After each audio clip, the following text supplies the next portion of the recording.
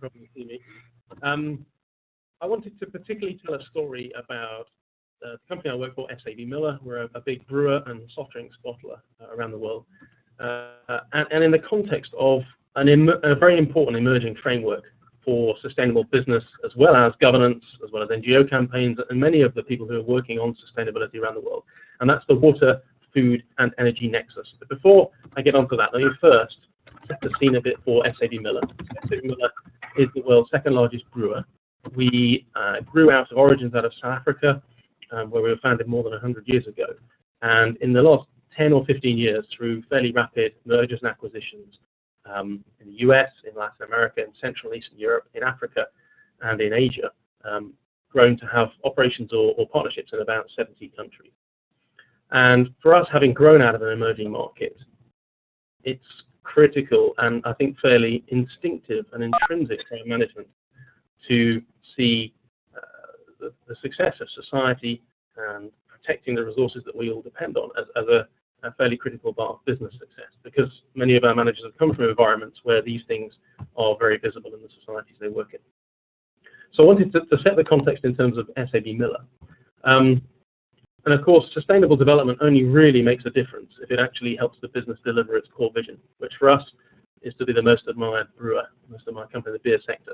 And the strategic priorities you can see below there around our M&A, around a balanced and attractive spread of businesses, and our brand portfolios, around profitability, but not at the expense of sustainability. Actually looking for the sweet spot where sustainability and profitability work together, and understanding that because of the variety of businesses we have around the world, from Colombia to South Africa to Vietnam, that actually there are some quite different sustainability challenges in different parts of the world, and we need to work together to learn from each other and to tackle some of those challenges.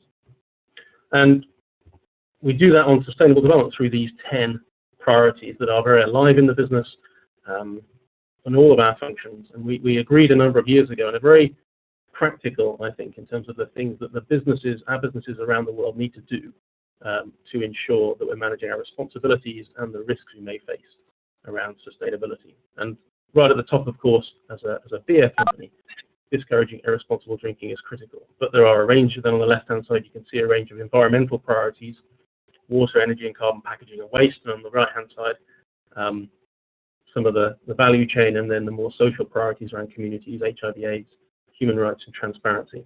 And this is just setting the context, and we actually, you can see the scores of each of our businesses around the world on all of those 10 priorities using this 5-stage stairway. So each of our businesses measure themselves against each of these 5 steps, from our group minimum standard on each of those 10 issues through to what we'd say is leading edge, not just for the brewing sector, but for any sector around the world. And if you go onto sabmiller.com, you can actually look at an issue like water and look at how we perform over time. You can then dig into each country, look at our performance on each of those 10 priorities, country by country, and then dig into what that data means, look at some of the case studies that support it, and also look at the challenges we're facing in some of those markets. And we hope this is a way of us actually being fairly transparent about our performance on critical issues, those 10 priorities, but also the challenges we face. So that was the kind of the context of SAB Miller's work on sustainable development. And any more information, of course, on some of the priorities I'm not going to talk about in detail, you can ask about later. But what I particularly wanted to do now was come back to this concept of the water, food, energy nexus. And I wanted to start it by trying to frame what I see as the resource debate that's shaping up. And on the left-hand side of this screen, you've got a rather well-known, if old figure, Malthus. In the middle, you've got a contemporary figure, Jeremy Grantham, who runs a very successful investment firm and is becoming known at the moment for some of his writing on resource scarcity and paradigm shifts as relates to commodity pricing. And on the right, you have a horn of plenty representing the cornucopia. And what I in particular wanted to talk about here was the fact that you see quite an important debate, I think, developing between the neo-Malthusians and a range of others who are looking at resource scarcity at different angles, considering that we are going to face significant limits, and therefore we need to see a significant behavior change in all sectors and with consumers.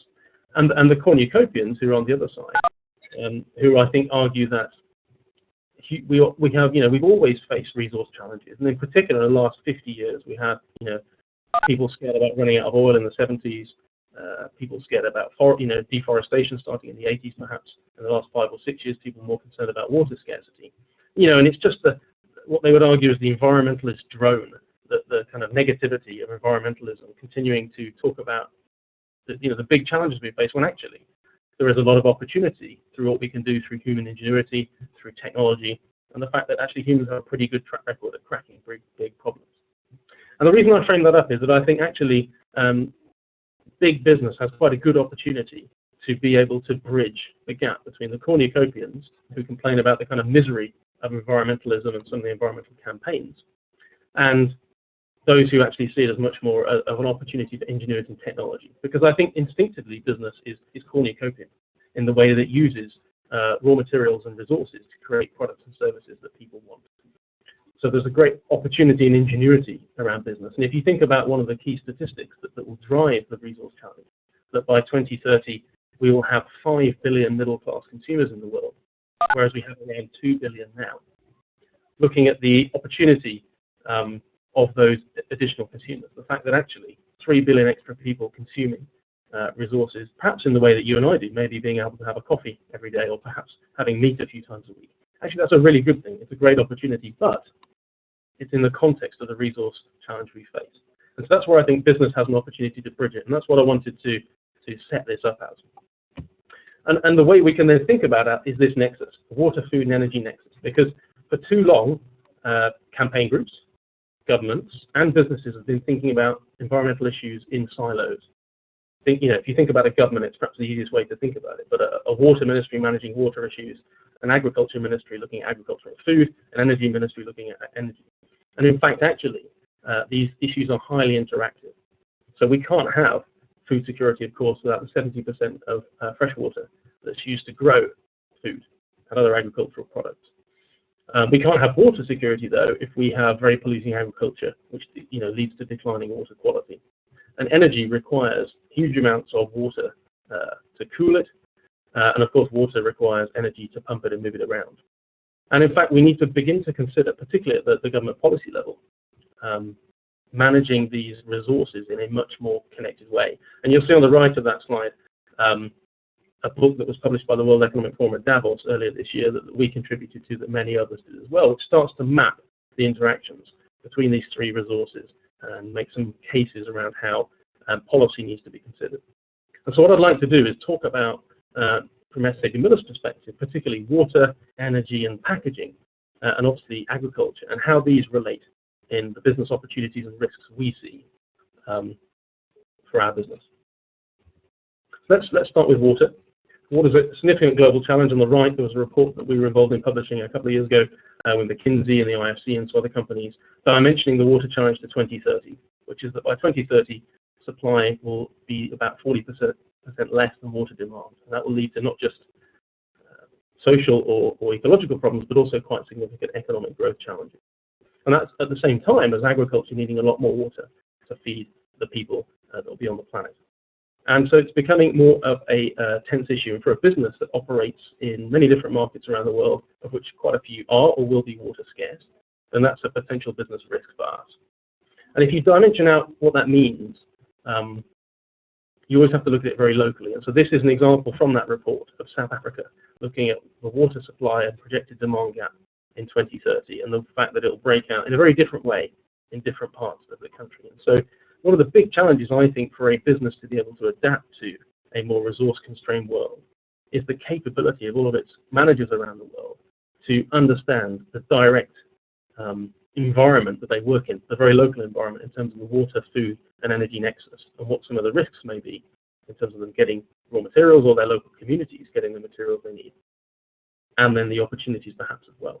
And what you see on the right of that slide is South Africa's projected water demand. And you can see that the yellow bar, irrigation, stays static because the water department of South Africa is not allocating any more water to irrigation. And yet, because of climate change, South Africa will face quite significant agricultural challenges by 2030. And so this is why it's important for departments, government departments across countries in many parts of the world to be able to consider policy in a more integrated way. And SAB Miller is working further with the government in South Africa and with the Water Resources Group to seek to address some of that.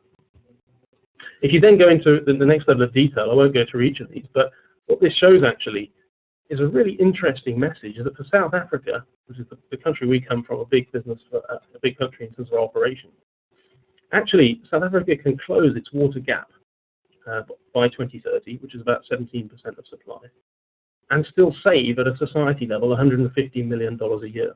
It's not actually net an additional cost. And you can see on this cost curve, everything below the line is actually an opportunity, whether it's in industry or agriculture or in domestic use, to really tackle that problem. And what's interesting also, if you look on the far right of the curve, the things that are most expensive is that it's, and you can see these curves for all around the world, for the Gulf, for India, for China, for Brazil, that actually the technologies that many people think will be the solutions, like desalination, are actually often some of the most expensive per unit solutions. And some of the much more cost-effective ones are around different groups working together in sectors like agriculture to do some rather simple things, but of course, which are difficult to make happen on a big scale. So what does that, there's a bit more of the context. What does that mean for SAB Miller? Well, we have a water strategy which has what we call the 5 R's. In the middle, we have reduce, reuse, recycle, so become as efficient as we can. At the far end, redistribute. How does our wastewater get used, and how do we also perhaps provide clean water from our water treatment for different communities, say in southern Sudan and Mozambique. And then upstream, how do we work on protecting the watersheds that we depend on, as well as our local communities, and of course our agricultural suppliers depend on. I wanted to stop just for a minute and talk about what happens in the brewery, because one of the things I think the resource scarcity brings is an opportunity to really challenge ourselves around rethinking our business processes, understanding where cost sits in the value chain. And we have a target to reduce our water use by 25% per hectare of beer by 2015. And I'll talk later on about our energy target, which is to reduce our fossil fuel emissions per litre of beer by 50% by 2020, both over a 2008 base. And what's really interesting is, of course, that those targets are interactive. In fact, we have our own little water, food, energy nexus within the brewing industry, as it were, because the nature of brewing is that you heat and cool liquids. And actually, if you can become much more efficient in the amount of liquid you use to make a beer, then actually you have to heat and cool less liquid. And so there's already not just a water saving, but also an energy saving. There's also in brewing waste quite a lot of organic material, both in the wastewater and the solid waste. And so there's an even bigger opportunity to then create renewable energy from that and reduce the fossil fuel load of the business. And so actually beginning to look at these things in an integrated way internally through that water, food, energy nexus actually gives us a very interesting view of significant improvements in the resource use in our business. And the best thing about all of this is actually achieving those targets will save us money. The operating cost savings from those are quite significant. And so challenging ourselves to really think about how resource efficient we could be and looking at it in an interconnected way is going to be proving quite significantly beneficial for our business. I wanted then to look at perhaps the tougher part of this, which is upstream and looking at watersheds and how that watershed risk can be addressed. And with WWF, we have a big partnership called Water Futures, also funded by the German government, GIZ. And we started in 2008 with water footprinting and mapped out the water footprints of our business in the Czech Republic and in South Africa. And it takes roughly 4 litres of water to make a litre of beer in a brewery now. It was 4.6 a couple of years ago, and it will be 3.5 by 2015, so we're on track. But actually in the value chain, it can be a lot more, from 44 litres of water for a litre of beer in the Czech Republic through to 180 in Tanzania. And of course, the vast majority of that in both cases is in agriculture. And what we've been doing is using water footprinting, not first and foremost to come to those numbers, because the numbers, without understanding the local context of water use, are relatively meaningless, but to actually begin to understand where in the value chain, in our own breweries and with farming suppliers, we can engage to reduce water risk to us and to communities.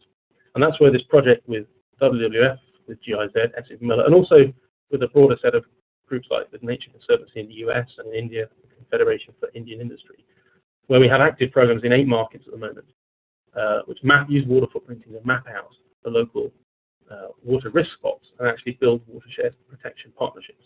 And they can be very different in different places. So in India, we've got a brewery in Ruchi in Rajasthan, which is an area of already quite tight water scarcity. And we use groundwater, as do most local farmers, for their irrigation. and we've seen groundwater table falling in recent times.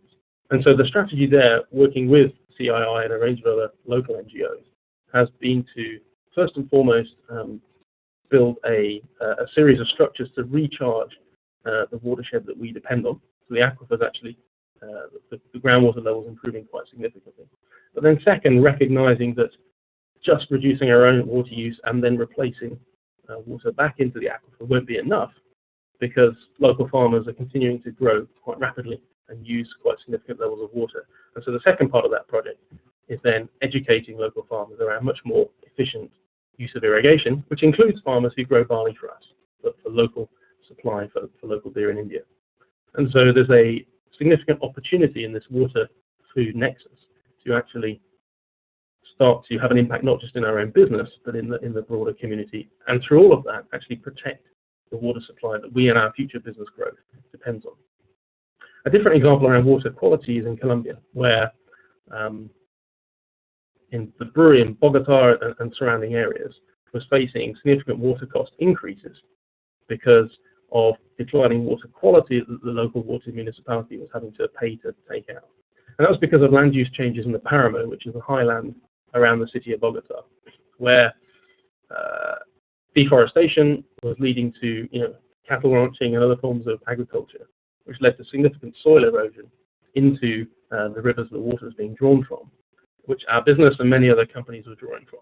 And that was what was increasing the water costs. So the Nature Conservancy brokered a very interesting payments for ecosystem services scheme, where businesses like ours pay, as well as the local water municipality, to get farmers to manage their land in a different way, to reforest, to put in hedgerows, as you can see in the bottom photo there, to put back in natural vegetation, and which actually, of course, holds the soil better, reduces the amount of soil erosion, and therefore improves the water quality. And the nicest thing about this whole project is it costs about $1.5 million a year in terms of payments to farmers and including running the project, and saves each year about $3.5 million immediately in water treatment costs. So it's a bit of a no-brainer, but it needed a whole network of companies and particularly the Nature Conservancy to bring people together to make a project like that work. And so for me, the water food energy nexus causes, particularly on the water side, quite significant challenges if you can't get partners together from different sectors to start to work on innovative system level solutions. Let me finish off on the water piece by just talking quickly about a Young Global Leaders campaign, which is called Thirst, and is going to be launched next year in 2012, and you can go to see thirstforwater.org and you'll find it. And that's all about trying to raise awareness of water scarcity and your daily water footprint that you can share with friends and share with others, and with the campaign will launch in a big way next year. And there's more information on our website if you want to find out. I wanted to move from water to energy, well, of course they're connected, and talk about SAB Miller's goal in this regard, because clearly if you look at a brewing business or a soft drink bottling business, there are all sorts of different levels of emissions from our own direct operations, from energy use, from distribution, through to what happens in retail, refrigeration, and of course, particularly packaging manufacture. And you'll see in a moment some of our carbon footprints and the scale that is. And our goal in this area with our own emissions from our own sites is to reduce emissions by 50% per litre of beer by 2020. And effectively, that's going to enable us to grow volumes, particularly in the emerging world, where those 3 billion new middle-class consumers are going to come in the next 20 years. Enables us to meet their needs whilst actually holding our global emissions footprint steady. And so there's a range of activities going on around the business to put in place those reductions, a whole series of work around self-empowered teams in different parts of the world, a real challenging of different stages of the brewing process to understand where we can become more energy efficient. And we'll achieve that target probably half and half between behavior change and also capital investment as we go through it and renew our brewing portfolio. And so that target is live for us. We're on track to meet it. And again, we'll have significant benefits for us in terms of cost reduction. But actually, again, looking at the value chain, the whole value chain is important. It's not just about our own operations. This is a footprint of a bottle of Peroni, which you can drink in London, and hopefully I'll have one tonight, which is brewed in Rome, shipped to the UK. The total footprint for about a litre of beer is roughly a kg of CO2, just below a kg of CO2. And you can see it breaks down into 46% in the packaging materials, 25% in our breweries, actually less in distribution and in raw materials, and a small amount in your home refrigeration and disposal. But actually the biggest part there is packaging materials, and then our own brewery. And clearly through our own internal carbon targets, we're looking at that brewery piece. So how do we think about packaging and the whole product system in a much more carbon efficient way? And it's really interesting if you break it down by pack type, because you actually, I'll decode the acronym suite here. So NRB is a non-returnable bottle, aluminium is an aluminium can, AL, RGB is a returnable glass bottle, and PET, of course, is a plastic bottle.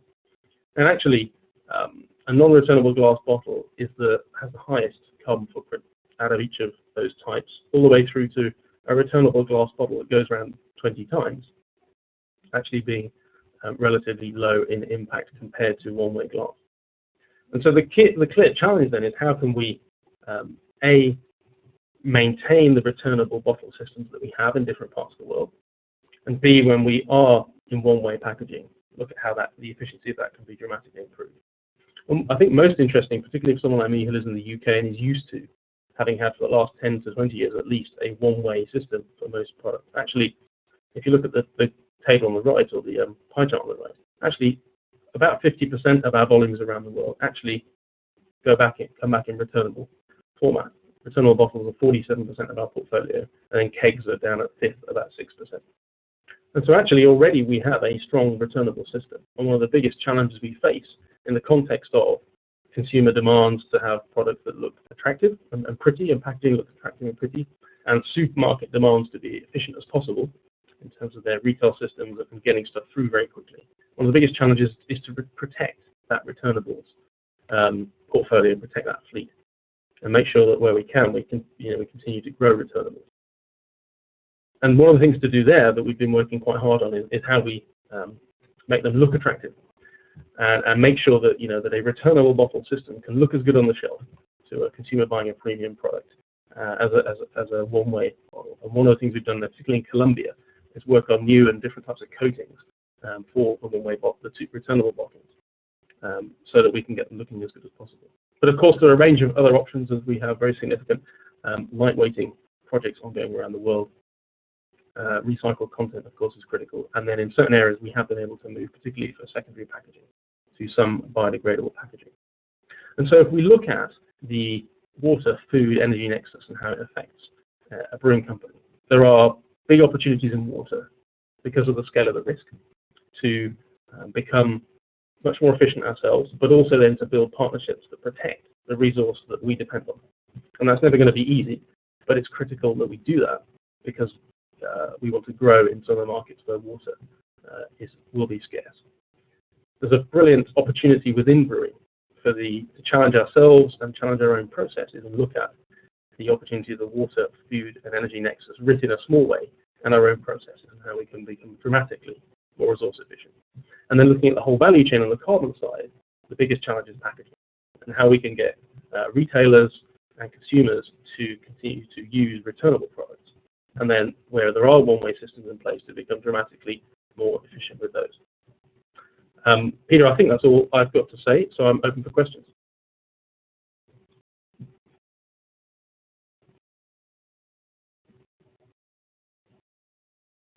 Hi, Andy. Can you hear me okay? Yeah, I've got you. Very good. So we've got a couple of questions coming in, and I've got a couple as well. A few sort of quite specific ones based on your presentation. The first question is, what are the main levers for reducing emissions in on-site energy use? What are the things that you're finding really are successful and work? I think quite a lot of it is around, let's take a step back. The utilities base of the utilities cost as part of our overall cost base is not particularly large. But actually, and because we've grown as a brewer over the last 20 years through many mergers and acquisitions, one of the biggest focus areas, of course, once we've bought new businesses or merged with them, has been to get the quality of the product right, the positioning of the products right. There's actually, I think, quite a significant opportunity so that you look at the utilities piece a lot more focused. And that's doing, and you'll find that there are two parts to it. The first is the kind of behaviour, where I mean, it's not just basic behaviours about turning things on and off, but also looking at the settings for various machines. So, for example, in one of our markets, we had a setting for the ammonia in the chilling process that actually chilled it to a level that was, that was slightly cooler than needed. And actually, if you notched it back up and had just an acceptable level rather than a slightly above spec level of chilling, actually reduced the electricity load in the brewery by 10%. So it wasn't a particularly big or visible or large scale concept, but actually it had quite a big impact on that specific brewery. So, I mean, I think that the phrase that we often use in our business is that if every part of SAB Miller did something as well as, it can be found one place in the group, and we'd have a dramatically different performance, because somewhere in our group we have some very good solutions to many of the challenges we face, or some clever ideas and innovations and disruption to help achieve these goals. And so it's about sharing and spreading those ideas, and of course the other half's about CapEx and making sure that when we build new breweries or when we redesign breweries, that we are getting much more efficient kit in place. And to a lesser extent, renewables will help as well, particularly using waste material. Very good. Next question in, when you think about the size of the prize of delivering on your CO2 and waste goals, I mean, how significant is it for the business, and what sort of numbers are we talking about, do you think? Yeah, we haven't published the numbers. Right. I'm afraid I'm not going to be able to share them here. But they are significant in the context of our of what they can add to our profit levels over the period that we're setting those targets. Obviously, there's more on the energy side than there is on water, because inevitably energy costs more. Unfortunately, around the world, water is typically still underpriced, although industrial users tend to pay a lot more than others for it. And so the kind of hard cash savings on water aren't so large, but they still more than pay for achieving the target we've got. On energy, the savings are more significant. Right. And presumably that, if you model forward, is all the better if we see the kind of resource scarcity and volatility that you talked about. So, actually, presumably the more volatile, more resource scarce business context that you face, the more that kicks in and benefits the business. Yes. Next question. Very specific, have you considered carbon labelling your products? Yes. I think and we've also considered water labelling them as well. I mean, we have watched what pioneers like Tesco have done with their own carbon labelling. And for me, it's not yet clear that consumers are able to use that information in a particularly valuable way to differentiate between products. And so I think that the most important next step is more about transparency than it is about choosing between products. It's more simply about the transparency of the impact of the overall lifestyle that someone has. So I think probably web solutions where the good guide type thing, or equivalents where you can scan a barcode on your iPhone and you can go online and see the full story of that product, including its different types of emissions or impact, are more likely to be useful, because they always need to be told in context, and B, those numbers change. So if you actually look at a water footprint of something like a beer, or a carbon footprint, actually the footprint can change year to year depending on the specific energy you mix by, depending on the level of rainfall for your crops like barley, will change the water footprint. And so for me, it's a little bit dangerous at this stage to be putting labels directly onto products, because they need to be updated regularly and they need to have the context around it, which is why I think web-based transparency systems are much better. And on the water side, there's a group called the Alliance for Water Stewardship, which is looking at how they set up some kind of water mark that would differentiate a more water responsible product. And they're very strongly not looking at water footprint label, and much more looking at the broader set of management you need in place to say that you were water responsible. Well, that's probably a good segue to one of the other questions that's come in, which is when you think about the Alliance for Water Management and the kind of partnership and collaboration that's required for that, there's a question that is around to what extent you strike the balance between competitive advantage by going it alone versus collaborating with the industry and collaborating with other companies? And interested to hear your views and how SABs and Miller's approaching this. Yeah, I think collaboration is critical. On water in particular, because it's so geographical, the key thing is to be able to collaborate with those who are in your watershed, your direct watershed if you're talking about your brewery or your bottling plant, or the farmers who are growing your core crops. And actually often that's less about working with another beer business, and it's more often about working with another business that has a very significant position in that watershed or geography. Often another consumer goods business, let's say Coca-Cola bottler, for example, if it's not one of the countries where we bottle. And what's really interesting as we build out the Water Futures Partnership is beginning to understand how different industries affect the water supply and quality in different geographies. In a number of the geographies that we face water scarcity in over the next 10 or 15 years, one of the threats is industries such as mining actually, causing the available clean water resource to decline because of some of their activity. And so I think there will be an interesting series of debates between different companies in different sectors about resources like this and how the pollution of some sectors affects the ability of the others to get access to clean water. And a question from me, you've obviously been involved, so that we've been very careful with this task force, the YGL task force, to also try and link it into the WEF's broader sustainability initiatives and environmental sustainability initiatives, and you've been involved also at in some of the conversations around the scaling sustainable consumption piece for consumer goods and retail industries in particular. Yeah. One of the insights I think that we've got from that is that people feel that in order to scale, you need to scale up the good practices that we see in areas like industry collaboration and what people are doing already, but also that in order to get from, if you look at something like forestry, 10% or 15% of FSC certified sustainable forestry to 80%, we're going to need some pretty disruptive large-scale changes in the system, if you like, in terms of supply, demand, rules of the game. And I was just thinking from your industry perspective, what do you think would need to be true to really scale up sustainability, not just within your business model, but across the industry? What are some of the 2 or 3 big things that you think would need to be in place?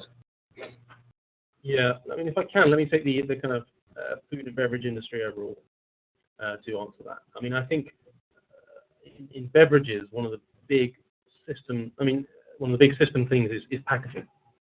And what's most interesting for us, of course, is that we're already in a system. We have a legacy system in many parts of the world where it is a closed loop, a returnable glass bottle, with making a product beer that is essentially water and agricultural raw materials, which has only organic wastes largely.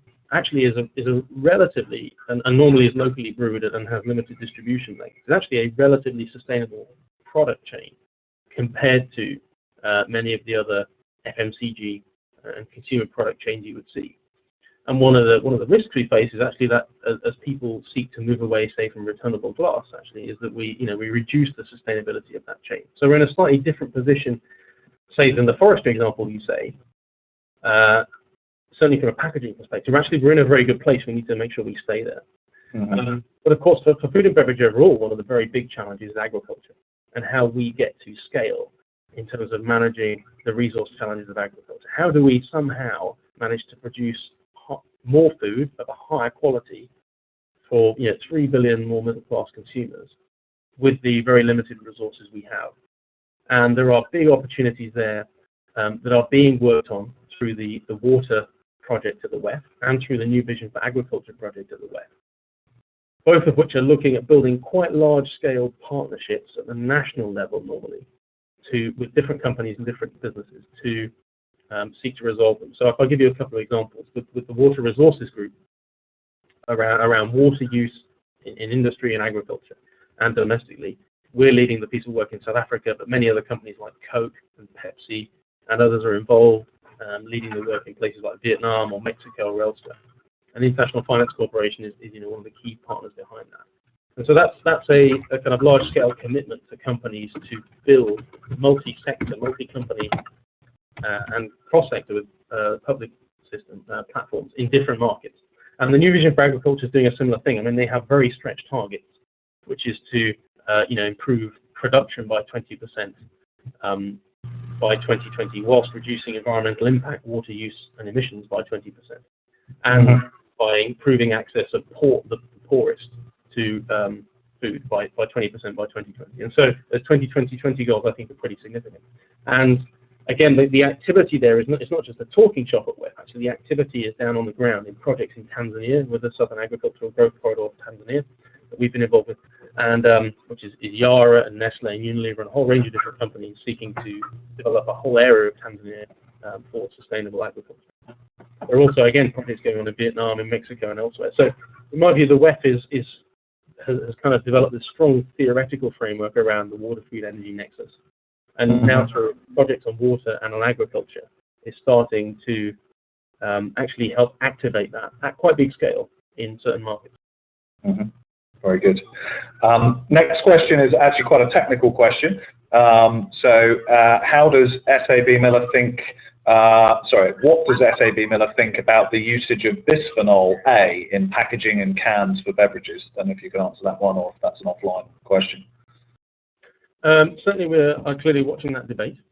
I mean, it's an issue which is still being researched, still being discussed in various policy circles. So I'm not going to give a clear answer on it. Could you say a little bit? I don't think everyone will know the debate. Could you say a little bit about what the debate is? I'm guessing there's quite a lot of people on the call, and this particular questioner clearly knows what it's about. But do you want to just give an overview? Well, it's about a lining for packaging, and the possibility of that having some negative health effects. And it's a little bit like, if I can liken it to the when I was back, when he used to work for Interface, there was a whole series of debates around PVC and interface carpets and whether PVC did or did not cause direct health effects. And the challenge was always that you had research on both sides saying different things, and there was quite at that stage on PVC anyway, quite a heated policy debate, which I'm not really involved in PVC anymore, but actually ended up in a place where many people still use it and then some don't. And so I think that this is still a growing debate, and we're watching it, but we haven't come out with a clear statement on it yet. Very good. Next question. Has SAB Miller implemented an enterprise-wide sustainability performance management system? Yes, and I raced through it at the start of my presentation. So that SAM system that you saw is it's a system based on Hyperion, I guess now Oracle. It captures all of the quantitative data we need to measure and report both internally and externally around water use, energy use, emissions, all the quantitative environmental KPIs, as well as a series of KPIs as quantitative as you can get them on those more social issues. And the power of it actually is internal, most importantly, because it enables each of our operations to benchmark themselves against each other, and then use that as an understanding of where they sit internally in the scheme of things, and in the context of their local challenges to consider where they might want to improve. And then, of course, it also enables us to meet all of our external reporting requirements. And I think we are one of the few companies that then share that internal benchmarking piece externally, which is all live on our website. So, final two questions. First question would be, what's surprised you if you look at your journey in the last 2 or 3 years of trying to really drive sustainable innovation into the heart of SAB Miller? What are some of the learnings, the surprises that you've had on the journey in terms of what's been successful? Well, let me actually answer that, if I can, for the different companies I've worked for Interface, for 7 years now for SAB Miller. I mean, the first thing that has continually surprised me through my career, and it's very different from what people expect from who don't work within business, is that I've never found anyone in business, senior manager or someone at a lower level, who does not actually care quite deeply about at least one dimension of sustainability. They see it in their own terms, of course, and they see it in their own way, but actually, I've never found anyone in business who connected to one part of the agenda and understood why it's critical for their business success and also for their, their personal view of the world. And I think, and this is part of the reason we wrote that book, Big Business, Big Responsibilities, last year, was that in work, engaging with the friends we did and meeting people in pubs and just chatting socially, you got such perceptions of business that actually, in my view, are not that true. And so the first thing for me that continually inspires me, I think, is that I day-to-day engage with people who actually really care and are interested and want to understand how they can make a difference through the daily job they're doing. I think second, that the water, food and energy nexus has both overall in terms of discussions with organizations like WWF and WEF and other companies, and here internally, actually provided a frame or a bit of a system view that helps us to understand where some of the trade-offs and the sweet spots might be. And I think that's been quite critical in terms of moving beyond the traditional silo approach to things. And I think the most important change perhaps overall is the willingness of business, the willingness of progressive NGOs like WWF to enter into quite practical on-the-ground partnerships. Because until you do that, you don't manage to crack the kind of the problem that you really face on the ground. Very good. I'm going to see if we can squeeze in one final one, because the questions are now pouring in, and there's actually quite a good one here. Just to finish off, so the penultimate question: how far away do you think the leaders in your industry are from a sustainable business model, and what would be required to get there? Yeah, I think that's a great question, and I think it's similar to one I tried to answer before from you around the big challenges for my industry. I think we have a lot that's in place that's already good, like 50% of our product going out in my business in returnable packs. We're all over the world, so quite a lot of the world is still in those kind of systems. So I think protecting those is critical, and if we can't protect that, then actually we'll get further away. I think the biggest piece is probably in agriculture and the raw materials that we're using, and how we can work at quite large scale, sometimes with companies from our own sector, sometimes with companies from other sectors, to achieve dramatic changes, such that you almost have one planet use of raw materials for all food and beverage companies. I mean, if you think about the fact that New Vision for Agriculture 2020 targets are 9 years away, and they are a 20% reduction. Think about the fact that our carbon target is a 50% reduction per litre of beer by 2020. I think you're looking at 2030 to 2040 before we get significantly close to a much more sustainable model. But actually, in the context of things like the prediction of an 80% emissions reduction by 2050, that's actually not completely unachievable. Good answer. Final question. And I think this is quite a fun one to finish on, what strategic uncertainties keep you awake at night? That's a fantastic question. I think, well, on water, I think the big challenge is at what pace will we see climate change impacting water supplies, and to what extent? And of course, it'll be very different in different parts of the world. But I think you could easily see some quite challenging situations by 2020 in certain parts of the world, if certain parts of climate change do accelerate. Let's hope they won't, but it's possible they would. So I think that's quite important. I think there's a big political uncertainty, which is, can we enable the different government departments and then different governments to work together to consider resources in a more integrated way? And we'll need that to happen before we can get serious internalization of external costs on environmental issues.